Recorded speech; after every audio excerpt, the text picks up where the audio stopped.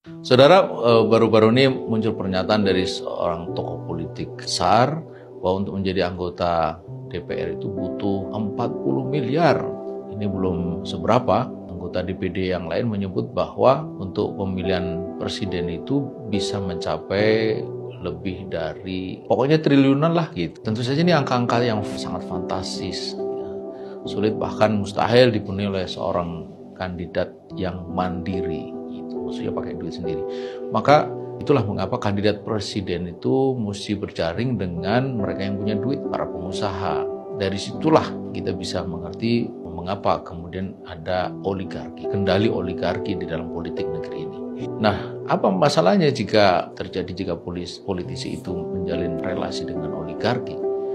Masalahnya adalah bahwa dengan kekuatan uang yang mereka miliki, mereka itu bisa berbuat apa saja, membeli apa saja, membeli birokrasi untuk mendapatkan lisensi, izin, hak istimewa dalam satu bisnis, khususnya menyangkut pengelolaan sumber daya alam, hutan, barang tambang, dan batu bara dan sebagainya. Melalui bisnis ini, uang mereka itu makin hari makin bertambah. Lalu dengan uang yang makin banyak itu mereka menjalin lagi relasi, menjadi politisi, bahkan kemudian menjadi pengurus partai, bahkan dia bisa meloloskan juga dengan kekuatan uangnya itu sejumlah regulasi yang mereka inginkan gitu.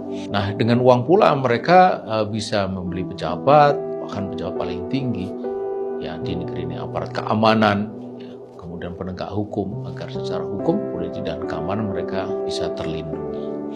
Saudara, kuasa oligarki tentu saja sangat membahayakan negeri ini. Bila terus dibiarkan, negeri ini akan semakin terpuruk ke jurang korporatokrasi, bukan demokrasi seperti dalam teori.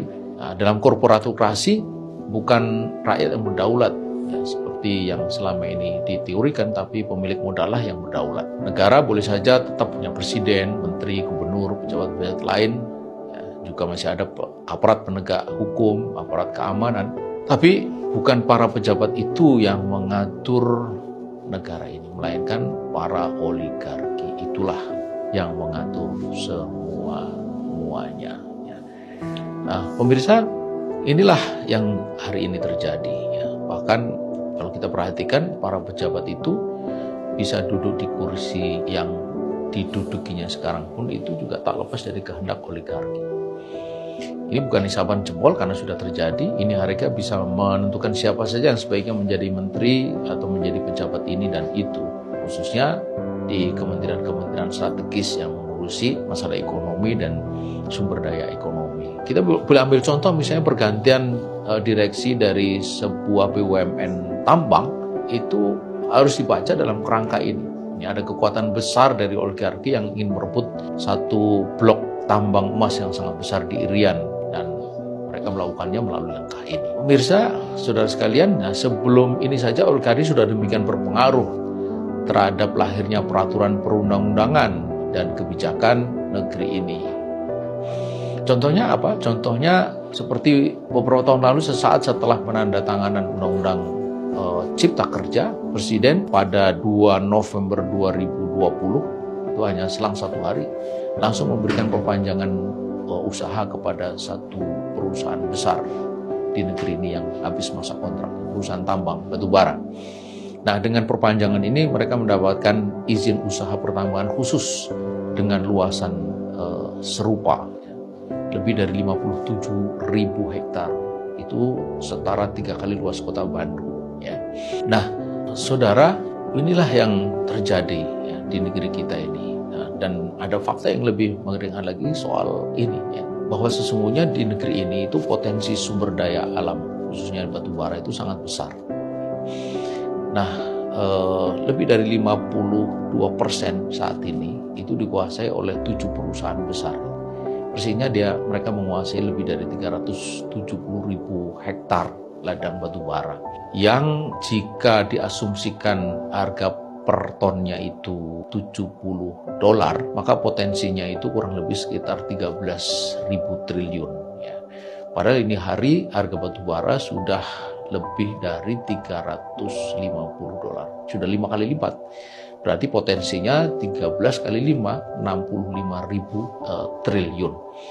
Nah, bukankah dengan potensi sebesar itu bila dikelola negara hasilnya bisa dipakai untuk kepentingan rakyat? Tapi mengapa melalui Undang-Undang Minerba tahun 2020 menggantikan Undang-Undang Minerba tahun 2009 itu malah diserahkan kembali kepada perusahaan swasta pada 7 perusahaan tadi itu.